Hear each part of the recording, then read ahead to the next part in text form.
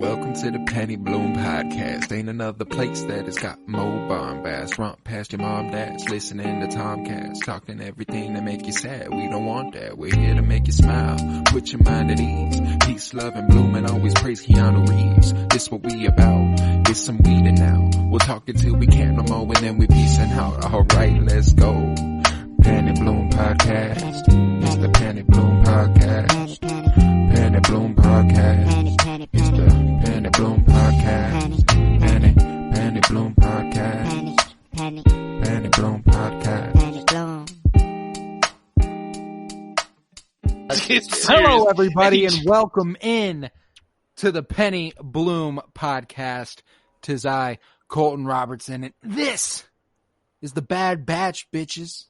It's the most defective group of Bad Batch podcasters, and we're not even deviant at this point. And if you went to the Patreon special or saw any of Tillman's names in the chat, you would know just how defective we are. I am joined by Miles Buttress. What's up, buddy? Not much, man. Say it every week, and I'll say it again this week. I like to keep consistency with my intros and outros. Happy to be here. It's kind of sexy. Thank you. I try. Happy to have you here. We are also joined by Tillman motherfucking McClooney. Thank you for being here, my friend.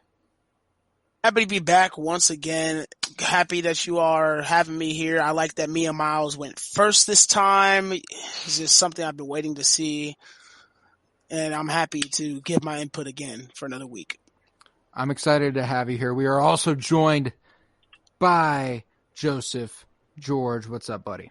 As Miles likes to keep his intros and outros consistent, I like to keep mine ever-changing. I want to start off by saying never give up.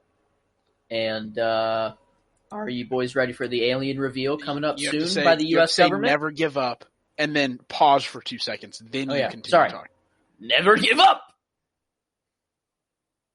More on that in the Patreon special, patreon.com/CoroBloom. We have a fun hour of content on the front of this episode there that is just wonderful all over the place. Started tame, got a bit wild. 35 minutes of normal conversation, and then someone joins, and it goes off the rails. It's true. But we're here to talk the 7th episode of The Bad Batch, Battle Scars. This was a good one. It was a good one. I'm going to tell you guys now, I don't have so much a scene by scene perfectly. It's more like what I did for Loki last week, just because this episode was like 3 big things, and that's like really all you need to talk about. Let's talk about how on site my boy Rex was. He was about it. Headache? You have a head. Instant. Hand on the gun. He was like, yo, you all have inhibitor chips. I just might have to kill 4 people today. He wasn't about to take a single chance. That's crazy. Yeah, he went straight from how's it going to I might have to kill 4, maybe 5 if this little girl has one too. Because he's that's one I want to talk about in terms of a theory. How out of the question is Omega having an inhibitor chip? She said she didn't have one. She said she didn't have one, but why would she know if she did? I don't think she would lie to us. Well, because she clearly knows about them, and she was like a medical assistant. There's no way at some point she wasn't just going to take one of the little scanner thingies to herself and see if she had one. And also, they had no reason to give her one, since like they gave him to all the clones because the Empire wanted to control them. I don't know that she was part of an Empire experiment. I think it was a Kamino experiment.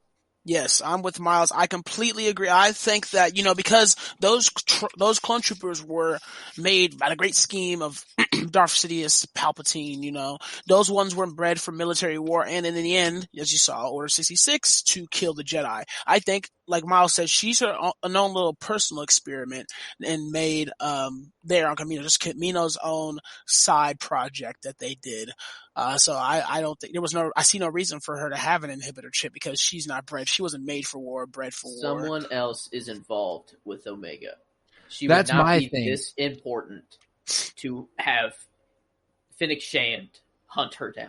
Oh, I wouldn't. For Well, what? no, if I wouldn't put it past her being like someone else being involved. I just don't think even with someone else being involved, I don't think the Kaminoans put an inhibitor chip in her, even if someone else is involved. Because But I feel like if the person that's involved is Palpatine, there's probably an inhibitor chip or something like it. Or the but I also that don't know that they would do anything else with Palpatine.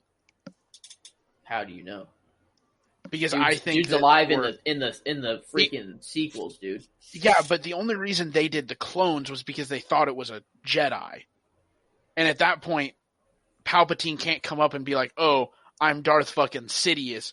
Give me a special clone." They're gonna tell him to fuck off. In Okay. theory. Shit. I don't know, man. I don't fucking know, but I want to know overall thoughts on this episode. Tillman. We love seeing an old friend, a great, well-written, developed character that I sat with for 7 seasons, Captain Rex. I love, that, because we had, it's kind of, these past couple episodes we were seeing, just fillers or, just like, side information, but the Star Wars, that's always good, it's always entertaining to watch. I was still entertained every single week.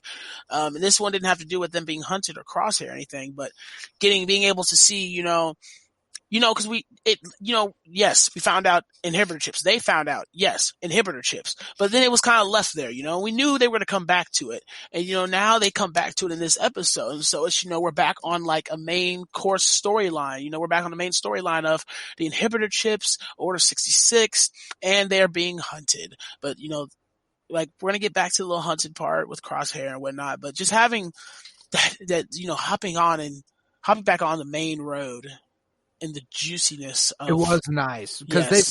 they've been alluding to it for so many weeks in a row. Yes. And I don't know if anybody else did. Every time Wrecker's on the screen, you're just like, watch that man. Like, just eyes on Wrecker at all times. Anytime he was on the screen, I was like, all right, where's he going to bump his head today?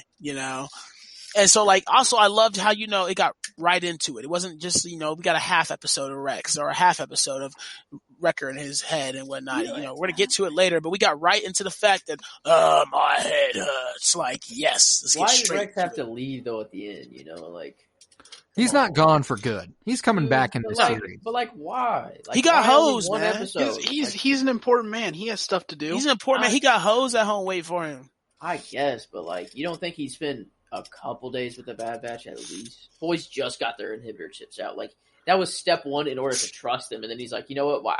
Now that you guys are all good, see you later. It's kind of Well, it wasn't him saying "see you later." It was Hunter saying we've Yeah. got different priorities. Yeah. Wait. Because had they agreed to help him, he would have stayed with them. But they said, "Nah, we have some fucking child we have to worry about now. We can't go off fighting bad guys." God, Omega always getting in the way. Okay, since we've temporarily lost Tillman to maybe not so temporarily lost Tillman to technical difficulties, I'm gonna ask Joseph George, how'd you feel about the episode, buddy? It was heartwarming. It's a heartwarming episode. Seeing Rex just made me happy. Put a smile on my face, as I'm watching this Friday morning cartoon. Just a good chill vibe. Seeing old Rexy, and then the tension scene, of the freaking on, like, I don't know, like made his character like added kind of a dynamic that I didn't think about, because it makes sense why that dude would be on site like that. Like, it makes sense because he knows he barely resisted it and then wasn't able to. So And then he knows had to no fight, one he else. had to fight all of his brothers to get out. He knows that if he wasn't able to resist it, that there's no way any other clone is capable and he never wants to think about killing another clone ever again. Like, that's like, he never wants, that's like the worst. Oh, God. Like, He's got a devastating story. man. Everyone prequel era has a pretty devastating story because of Order 66. Everyone besides Palpatine. Palpatine was thriving during the Order 66. See, but even you said everyone like prequel era had a pretty devastating story. Palpatine's like backstory also pretty devastating. I don't think he gives a shit. Oh, he doesn't give a shit. But like, have you heard his backstory, Colt or Joseph? He essentially while like in his mother, like while still in his mother, his dad's like, this kid's fucking evil. I hate him already. And he's like, his mom gives birth to him, and essentially his dad's like, fuck out of here. And like he like lives with them, but he spends his entire childhood clearly being evil and being hated by everyone. And eventually, like, he goes and like, you know, dicks around with Plagueis a bit, and Plagueis is like, kill your parents, Tracy. And you know, he fucking then kills all of his family. Wow. And then he you know, does Palpatine stuff. Man, good old Sheev. Yeah. So I mean, obviously, like, he was down for it, but also the prequel era is just not a great time for people. I mean, arguably not a good time for people in general anywhere in the Star Wars universe. Yeah. Given the you know, turmoil that's, you know, it's war on a galactic level. That's what they're about. Star Wars. Star Wars. That is what it boils down to. Miles, how'd you feel about the episode? I mean, love it.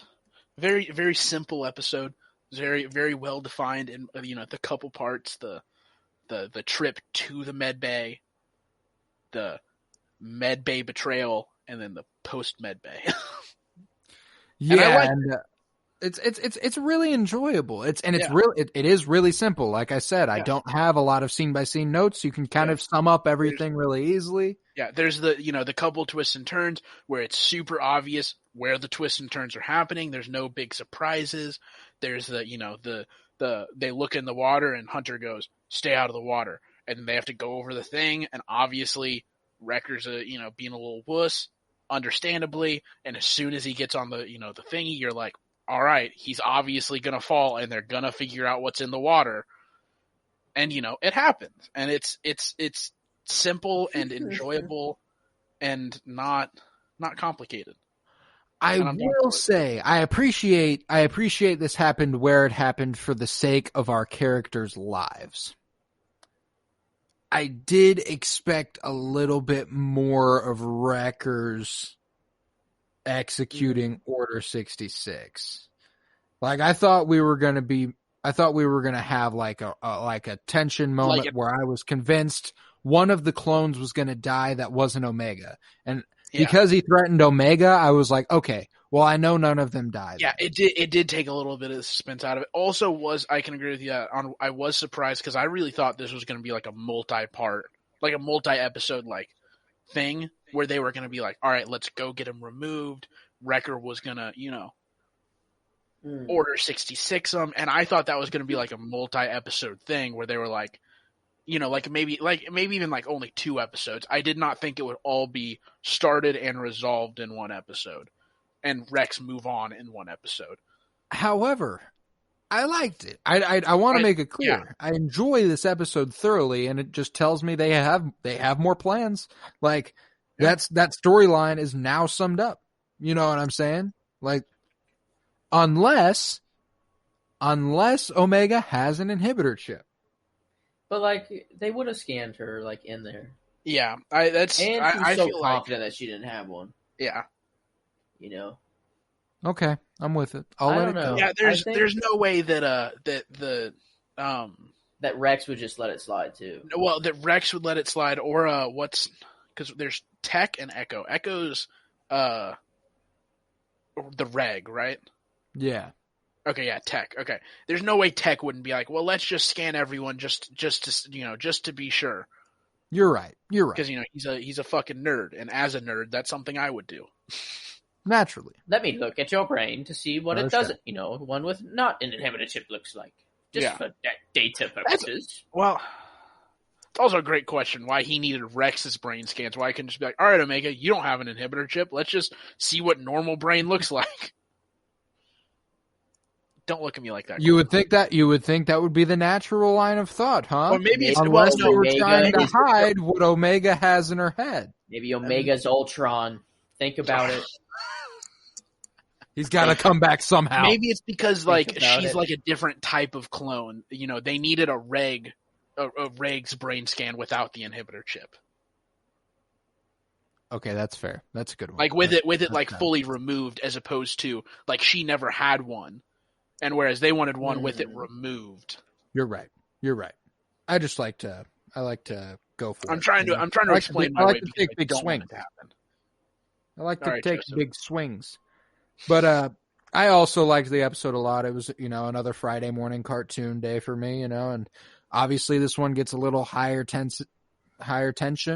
But I was never truly concerned. I knew it was going to be okay just because he knocked out all three of them rather quickly, and I was like, okay, well, if he doesn't kill them, he's definitely not going to kill Omega. Yeah. Like, they just won't do that. That would be... Here's the thing, is that was me coping. Like, obviously, I was like, I had to think that so that I wasn't concerned. But, like, still, it got a little close. Yeah. And we got a good moment there with the good soldiers follow orders and everything. They wouldn't kill the main character in, episode 2 or 3 or 4, right? Yeah, right? They're not going to kill the kid, especially that it's a kid too.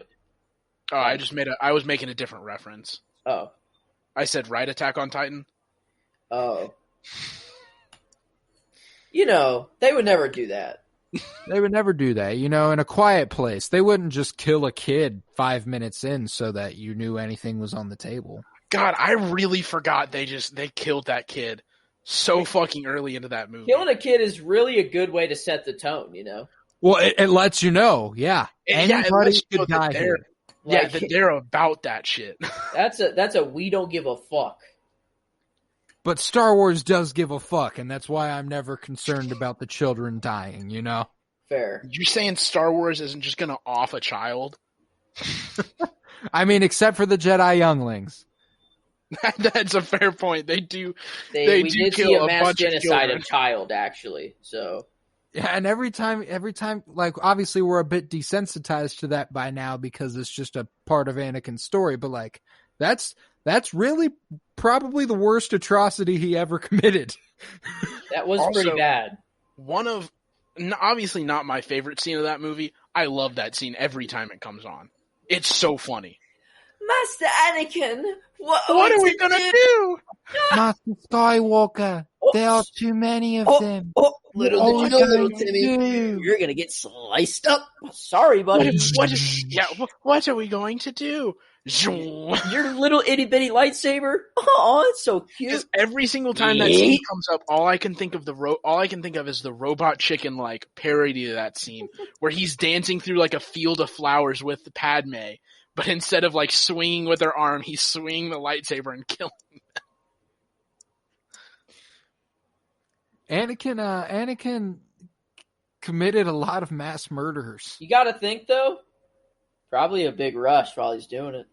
Come on. Fucking what a callback. Murder is a rush, but child murder? Woo! 10 minutes into this one. I'll remember that too. Also, I'm really enjoying the cameras right now because, Joseph, you're standing up out of frame for me.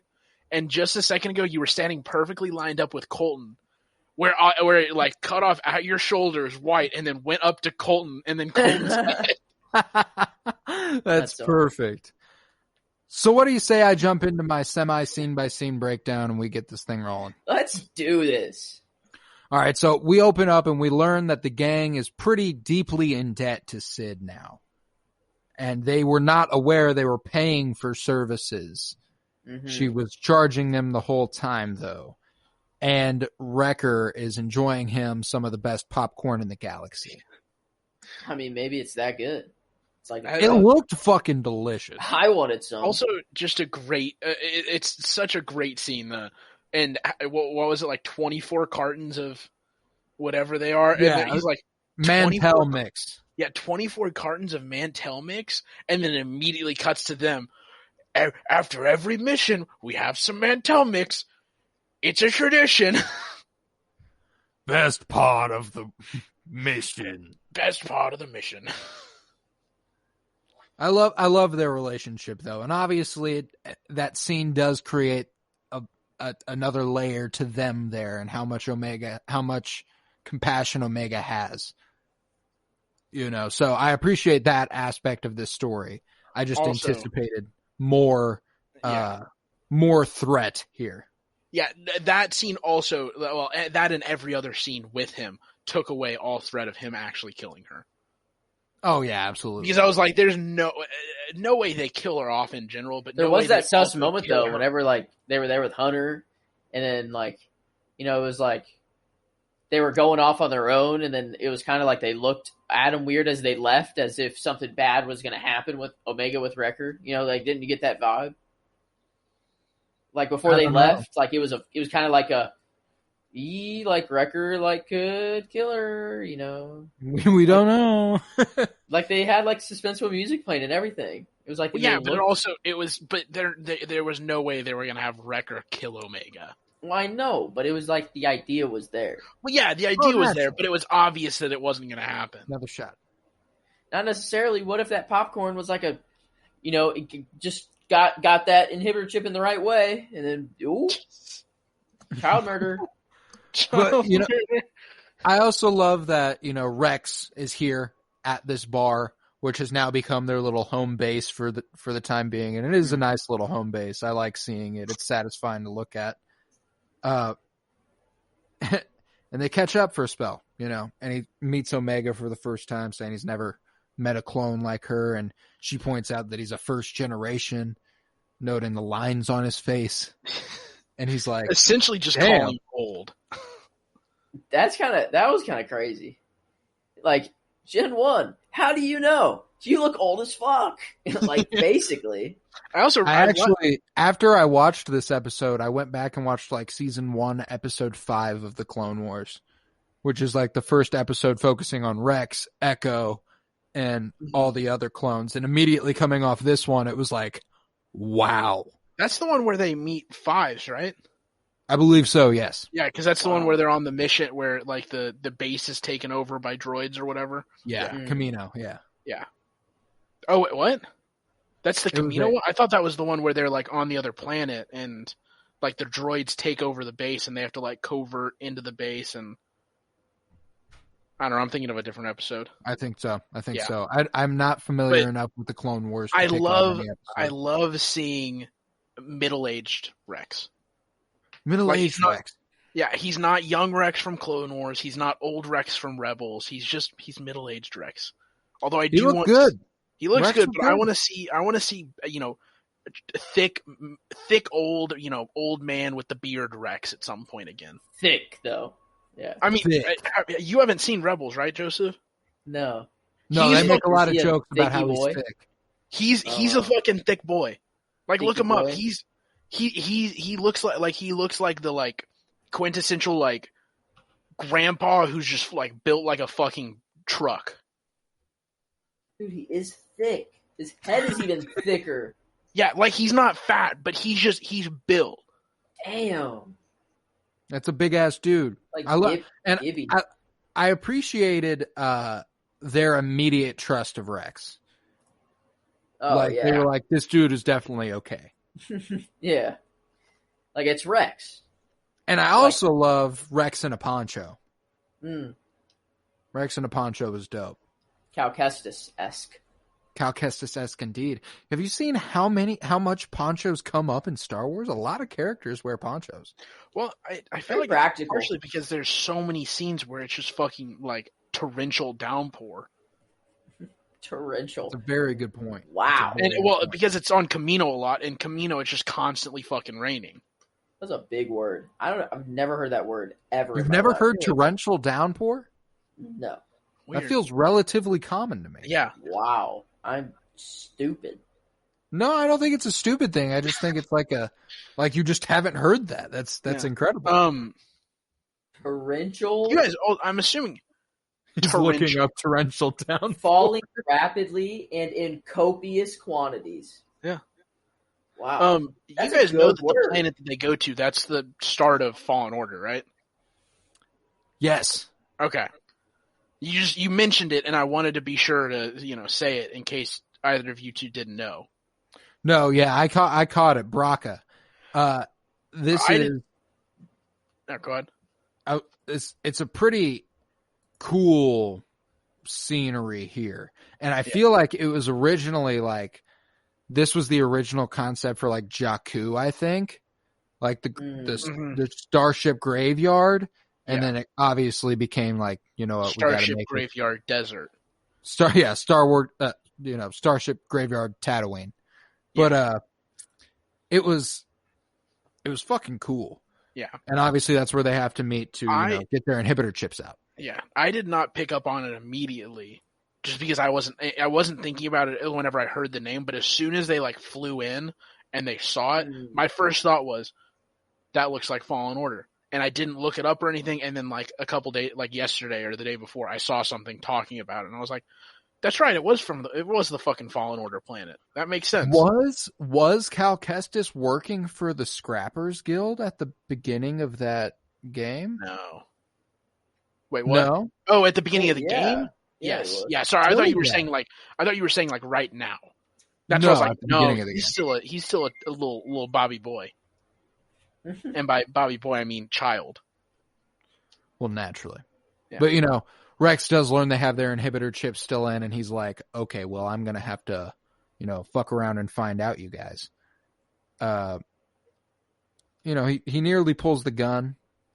He's like, y'all aren't safe for anybody, anywhere. And they're like, fine. Where do we get this shit removed? And he tells them to meet them on Braca, where, claimed by the Scrappers Guild, which, did you see those masks at the end? Did they feel like anything else that you've seen in Star Wars before a little bit? I don't know. I don't think it's connected at all. It just gave me a little Darth Revan vibes. I can see that. It is connected.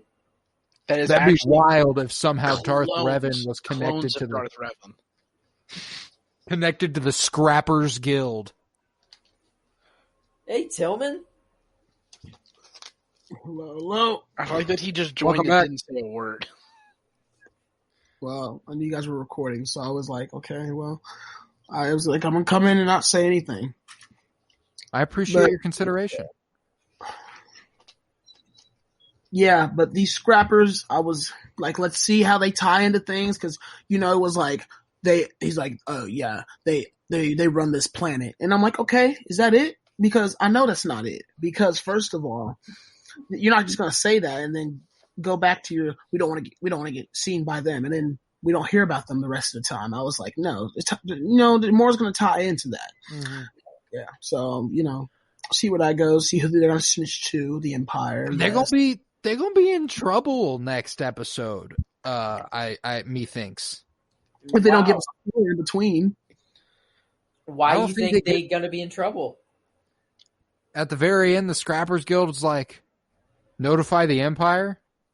That's true.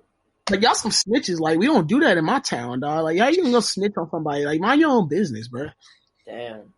So, I have a thought, though.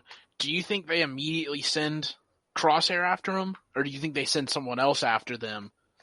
And then whoever else they send first gets the shit kicked out of them. And then they send Crosshair and, Crosshair kills all of them.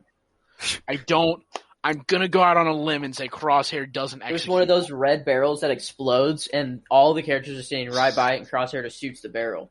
I think they are going to try and kidnap Crosshair. And take out his inhibitor boy? Yeah. Okay. That definitely has to happen. He's going to chase them. They're going to be like, this is our opportunity. Like, we have to get him and not let him get mad. I'm calling it right now. They will capture him, they will tell him, we're going to get your inhibitor chip out. We're going to bring you back. Like, you're going to be old Crosshair again. And then Crosshair's going to kill himself. He's not going to let them. I'm going to go out on a limb here and say Disney's not going to let a Star Wars character kill themselves, especially on a Star Wars animated show. I think they did it in The Mandalorian, didn't they? It's going to happen. That's live action. Who did it on? Dave Filoni. Okay, they had a robot kill itself. Dave Filoni, man. Oh my gosh. They had a dude bite a capsule in his teeth and zap his head. Yeah. Live action. I'm staying with that. No, I'm with you. Crosshair doesn't kill himself. Yeah. I don't think that I'm calling it. Colton's going to talk. So they make their way into a Venator-class Star Destroyer, where they plan to remove the inhibitor chips, and they have to climb across this rope. It can't hold Wrecker's weight. He's pulled under by something that looks reminiscent of a Sarlacc a little bit. Kind of reminded me of that, just like or in the water. Garbage monster. The garbage monster. It also had that monster from the Mandalorian vibes when Grogu got pulled under the water. Scary moment. Very, very scary moment. But Wrecker is ultimately able to make it out after they shoot the creature, and it's like, okay, how bad did that fuck up his head? That had to have hurt a little bit. Had to have done a little bit of damage there. Had to do a little bouncy bounce. I got to imagine. A little rinky dink. Yeah. Ricky, Dicky, and Dawn, if you will. But they find the med bay and set Wrecker up for the procedure, and they're like, "Ooh, let's scan." Wrecker's like, "Let's fucking kill you." Actually, that's my not plan. do that. Let's not do that. And how about I just go on a murderous rampage? And how does that work necessarily? Like, how does that work? So, like, he hits his head, it starts to take over, and then he just wants to kill just anyone around him at the time? Or? No, I think it's anyone who's in violation of Order 66. Yes, and that's why, like, I think so why would other clones be? Because it activated while they were on their way to the med bay, but it didn't affect him because he just thought it was normal stuff. And then they start talking about how they're going to have it removed how they was the Bad Batch programmed in to be against Order 66? No. So what I'm saying is, I think it activated like while he was getting eaten by the sea monster thingy or whatever.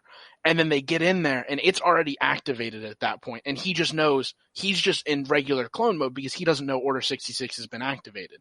They start talking about it being activated and going against it. He hears it and then realizes they're in violation of Order 66. Fair. They did talk about traitors.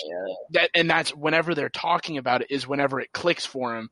And whenever he says, you guys are in direct violation of Order 66, you guys are traitors to the Republic / Empire. Die. Yeah, and I took that down. I was like, the last thing he heard before he officially flips and grabs Tech's wrist is Hunter talking to Rex and saying, we didn't understand why the clones flipped on Collar, but at least we helped the Padawan escape. And then he grabs Tech's wrist, grabs him by the throat, and throws him.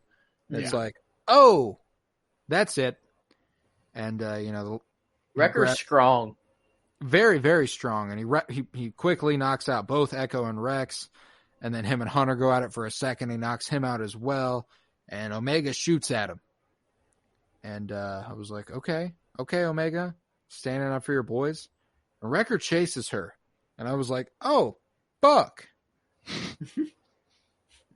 he like full blown just running for her. Like, she in danger? Is he gonna kill her? Seems like he would have. Yeah. I knew it wasn't gonna happen, but he definitely would have. Probably could have squished her head like a watermelon. Gone full Viper and Mountain on it. Yeah, probably. He probably could have done that. Yeah, he got a whole hell of a lot. I agree with you. I didn't think it was going to happen. Got a whole hell of a lot closer than I thought he was going to. Yeah, for sure. I thought he was going to get knocked down earlier than that. Yeah. Than he did. But Wrecker chases her and she ducks away into another medical bay and is able to hide for a spell, but not very long. And she pleads with him, saying she doesn't want to hurt him. And right as she's about to pull the trigger, he tells her, you're guilty for conspiring with traitors. You're guilty of treason. And Omega nearly pulls the trigger on Wrecker when he takes the blaster out of her hand. He turns it on her and she pleads, "But Wrecker, I'm your friend. I'm Omega." Wrecker said, "No new friends, no new friends, no new friends, no new." DJ Khaled! Still here with my day ones. I'm Omega. I'm Omega. I love the different Omegas we have. We have Joseph's whiny "I'm Omega," and then we have Colton's Rockman from Thor. But Omega. I'm Omega. I was like, she can talk all she wants. I even knew. I was like, it's not going to be one of those moments where he breaks free just because it's like, I'm your friend. I was like, that ain't going to work. My man is in the sunken place. It's facts. And I like that they stuck with that. They weren't gonna change that for anything. Overcome it with the power of love and friendship. They make it clear that was not possible. You cannot do that. Exactly. This ain't Star Wars Episode 8. We ain't gonna beat them with love and googly eyes and soft stuff. This is Dave Filoni. We're gonna kill her. But no, not really. Because Wrecker didn't get the chance because, they knocked him out. And he threw out a good soldiers follow orders. He did throw that one out there for Hey, Miles, everybody listening, Miles just randomly, his powers are gone, but at one point, Miles would just randomly, jokingly predict things, and then all of a sudden, we got a full quote. My powers still aren't gone. I've made them be dormant for now. Oh, they're gone. Yeah, they might pop back up. Yeah. He'll get his moment. Yeah, and when he was looking for her in that room and she was behind the panel, I was like, I didn't. I knew he was gonna look around and pull the wrong panel and she wasn't gonna be there, but I didn't know my dude walked right past her already. Like he was already right next to her and then walked back to a different panel. I was like, it was also impressive how quickly and quietly he did get to the right place. He was very quickly right over the top of her and pulled that off, and I was shit, that scared me. It's like Order somebody 66 just turns you into a ninja. Yeah, and it's like somebody said last week. Somebody already mentioned it. That man was gonna pull a Drax. He stands completely still. You will not be able to see or hear him. If she didn't hear him, I didn't hear him. I don't know if we were saying he was going to do that. I think we were just making a joke about that. No, somebody made a joke about it. I know. Oh yeah, I said I could see Wrecker being the one in the group to actually do this. Yeah. I listened to that podcast. He did say, yeah, but who knew? And he did lie still when Joseph, they got his inhibitor chip removed. Yep, Joseph, your powers are back indeed because that was a joke, and look what happened. Trust me, my powers have never left me. Told trust. Also, lie dormant in. Joe, they're going to have a Dark Phoenix moment at some point and just take over the world. But, they get his inhibitor chip removed and everybody else's inhibitor chip removed. And, he doesn't wake up immediately, though. Wrecker. No. And Omega refuses to leave his side until he awakens. And I thought that was sweet. She hadn't given up on Wrecker. The situation wasn't enough for her to be shaken by his image or not too traumatized by him, apparently, which is good. Sounds like a simp to me, but I agree. What? But he wakes up and he places his hand on Omega's head all gently, and he's like, "Hey kid, why the long face?" And it's all a happy moment. It's like, "Yay, Wrecker woke up, he's fine." And they get everyone else's inhibitor chip removed. Wrecker goes to Omega and apologizes one-on-one. He explains, he tried as hard as he could, but he couldn't make it. He couldn't try. He couldn't fight back. And she says she understands and that she's sorry. for him. And then he says, sorry back. Like, damn, I almost killed you, and I would have for sure. Yeah. Like, no doubt. Like, You I would've was been I was dead. gonna murder you, dude.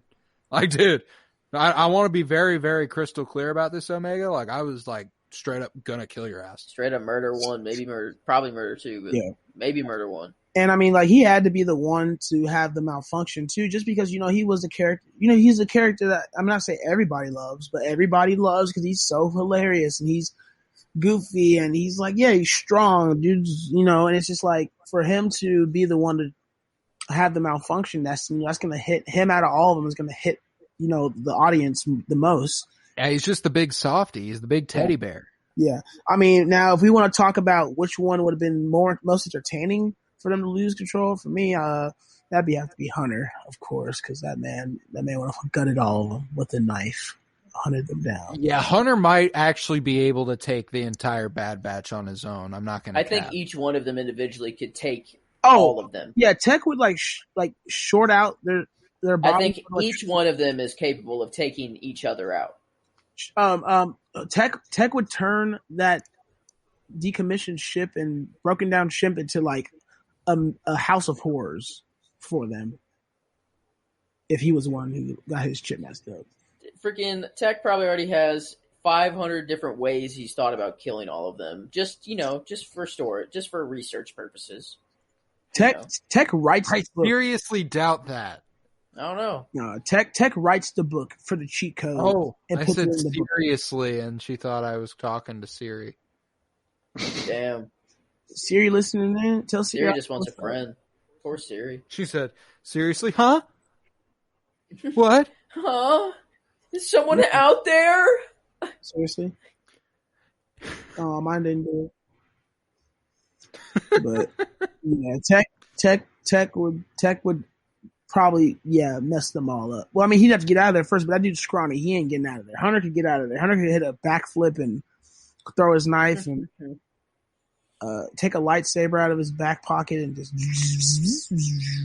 mess things up. But I bet Hunter would be nasty with the Darksaber. don't get my man started with that Darksaber. Man, Hunter. Oh. Even though he did get knocked out by not having oxygen, and that's kind of soft. A couple episodes ago, and Omega had to take over. That is kind of soft, man. If you can't fight without oxygen, come on now.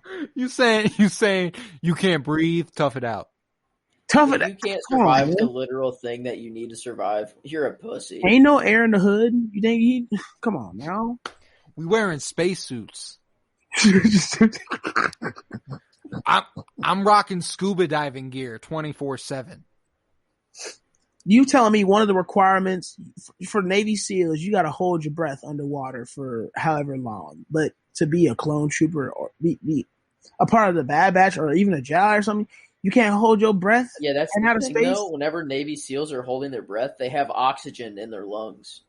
Hunter had 0 oxygen. Yeah, he should have took a breath before he lost the mask. He can't take a breath because there is no oxygen to take a breath of. But guess what? When the Navy SEAls get thrown into the water by the enemy, rat trap. They didn't see it coming. You think they get a chance to take a breath? Rat trap. There'll be no chance to take no breath, but they got to Yeah, hold their breath. if they didn't get that chance, they don't hold their breath for that long. It's as simple as that. I don't think so. I think that's just soft if you don't. I don't know what this standard of, like, why you have this super high standard of humans, like, if they're not able to breathe without oxygen. That's like no one is capable of doing that. No one. People Hunter do it in the movie. soft. Well, yeah, people in the movies do it all the time. They hold their breath for 5 minutes of the movie underwater. But they still have oxygen in their No, lungs. not all the time. This argument has gone on for way too long. I'm joking. Look, That's so That's weird. why, Normally that's it's- why it's gone on for way too long. I knew you were kidding. Yeah, normally it's me and Joseph that start these arguments, not Tillman and Joseph. Hunter's not so. Hunter's my favorite Bad Batch member, but I mean, that's just me. I don't know. Wrecker gives him a run for his money for me. I like that. The only thing that cheers him up here is Omega going, I had food in my pocket. You know, and I texted Cole and I said, Topsy's popcorn has never sounded so good. Yo, that shit looked gas. It looked gas, but it's tradition. Like, come on now. Like, hey, I'm with it. I'm with the tradition because, yeah. And that was so sweet. Popcorn right fucking now, actually. Yeah. And that was just so sweet because it was, you know, they have bonded so much. And she, like, oh, man, that hit hard. Like, when she told Hunter, she was like, you know, I'll have no one. I was like, dang, she really like takes at first I was actually talking about Wrecker, but then I was like, she was talking about like if all of them had problems. Because if something goes wrong with Wrecker, any of them could die. Yeah, because at first I was like, damn, you just gonna like said fuck the rest of the crew. Like, if I lose Wrecker, I lose everyone. Like, come on now. It's like you got all my other homies, but yeah, then I found out she was talking about all of them. And, you know, that just shows the connection that she has with them. Because, you know, yeah, when they first came back to Kamino from their mission, you know, it's like, these are my people. I'm like them. They my homies. You know, if I lost Miles, I don't know what I'd do. I'd be surrounded. And she's officially their people too. You know, Hunter completely is like, when Rex proposes, you know, do they want to fight to save the Republic? They're like, yo, I got to do what's best for my crew here. And by my crew, I mean my daughter. My daughter. We got a child to look after where our priorities have shifted, you know? And Rex is like, yeah, I figured as much. And I liked that earlier in the episode when, you know, Hunter was assuring Omega, you know, we're not going anywhere. You're with us for the long haul. So like, they see Omega as like a little like sister, right? I think Hunter views her as a daughter type. Wrecker's like the fun uncle, and then Tech and Echo are like I view it like Hunter's Bob Saget, Echo's John Stamos, Wrecker is Joey, and then, you know, the other other guy. Yeah, I got the dad, fun uncle. Echo and Wrecker are like the second cousins for me. It's like, you know, the older cousins that, you know, like their second cousin. You know what I'm saying? But now, like, Wrecker's the brother. Older brother, fun uncle. That's the vibe I get. Yeah, so they're like the second cousin because like Echo and freaking, you know, she learned. You know, it's like you're like, oh yeah, my cousin did this or my cousin did that. You know, it's like. They're like second cousins, you know. They're there to help you out, help you figure things out. They'll tell you stuff. I think to Omega, Wrecker is like the protective older brother who like because I think it's like the older brother little sister relationship where, you know, it's like a fun relationship.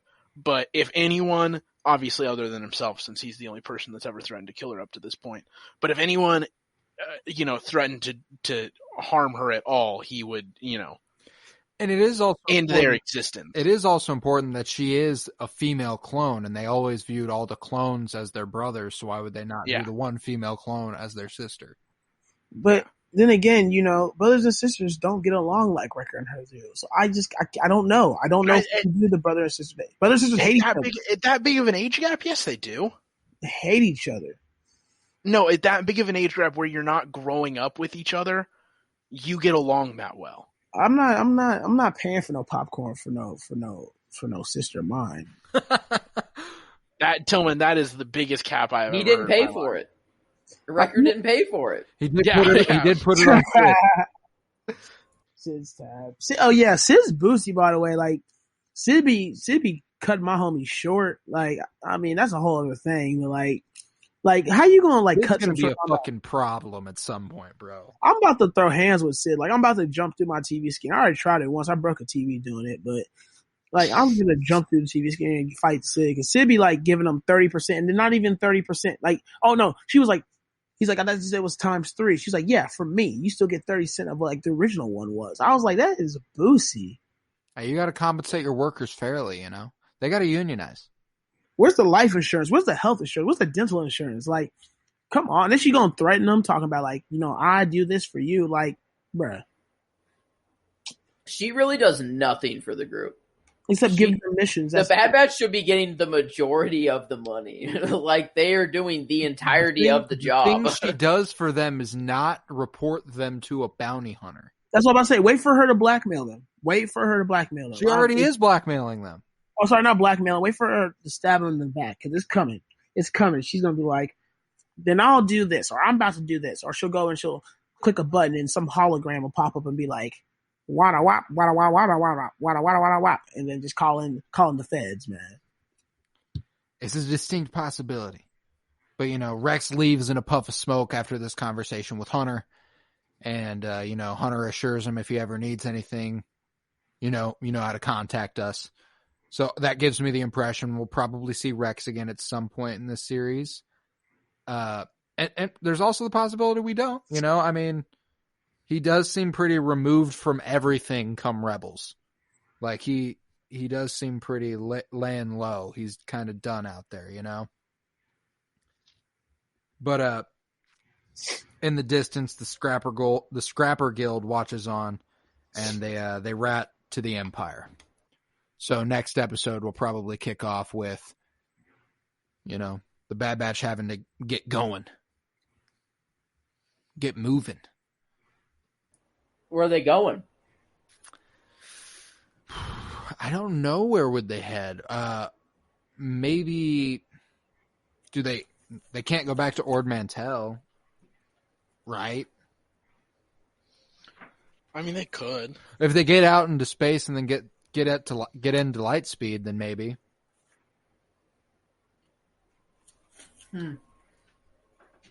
There's no clear objective right now for them, is there? Right now, there's nothing that's like high priority. They got their inhibitor chips removed. They're still protecting Omega. Probably trying to figure out who hired Fennec Shand is probably high on their list, but I don't know. Mm-hmm. I don't know how that affects where they would go next episode. It's gonna be interesting though. Yeah, I'm officially at a point where I'm like, now I don't know what's next. That's what I do like about this, is that the inhibitor chip thing was the big thing I was looking forward to so far. We've gotten it. I'm ready for whatever we've got lying ahead. Yeah, the only big thing left, like you said, is the Fennec Shand and Crosshair.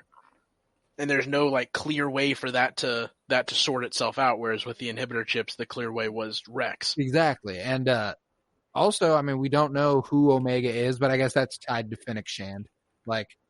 Figuring out why she was made anyway. Still so mysterious. Why?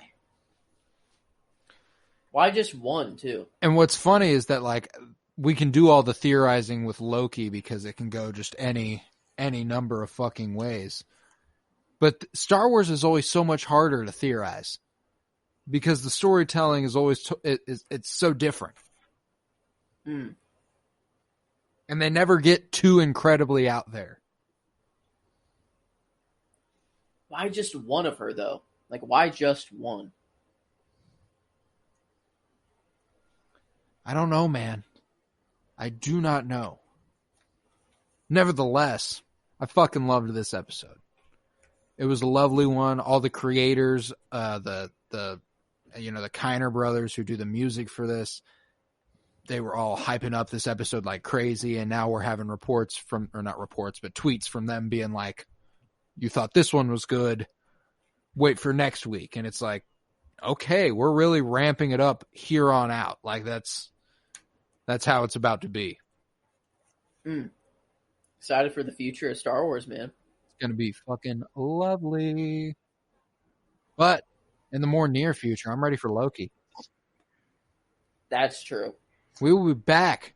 The Penny Bloom podcast will be back on Friday with a new episode of Loki's Losers.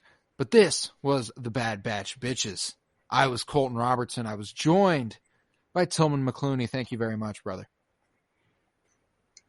Always happy to bring more diversity.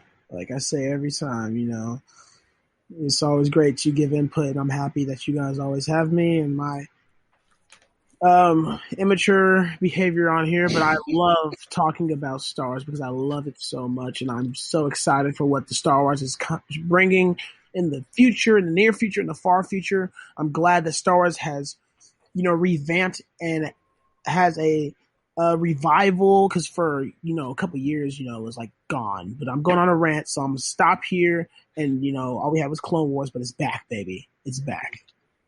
It's fucking back, baby. I was also joined by Miles motherfucking Buttress. Thank you very much. Hey, I mean, I'll be back anytime, man. Anytime. Would you say like 3 or 4 days from now, even? This week, even? This week, even. Yeah, I would say, yeah. Impressive. And we were also joined by that guy, Joseph fucking George. Hey, you know the drill. I'm happy to be here. Absolutely. Whether you guys... I was out there this episode. I was out there. That's for sure. You certainly were. You certainly were. And if you head to patreon.com/CoroBloom, you will find an hour-long introduction to this episode that started tame, just me and Miles, and got way out of hand come time for Joseph to join and elevate the conversation to different heights. Man. That's what I do. Guys, I want you to remember something. A, download, rate, and review. 5 stars, baby. Do it. Please. That's how we grow. Also, share us with a friend. Go to Twitter @PennyBloomPod. Follow us on Instagram @PennyBloomPodcast. Remember something for me. Can you remember? Joe? Joe, do you remember? I remember. Miles, do you remember? I think I remember, yeah. Till, there's no way you remember, right? Do you remember? Remember what? You must remember peace, love, and bloom. Oh, and always okay. praise Keanu Reeves. Thank you very much. We'll be back later this week.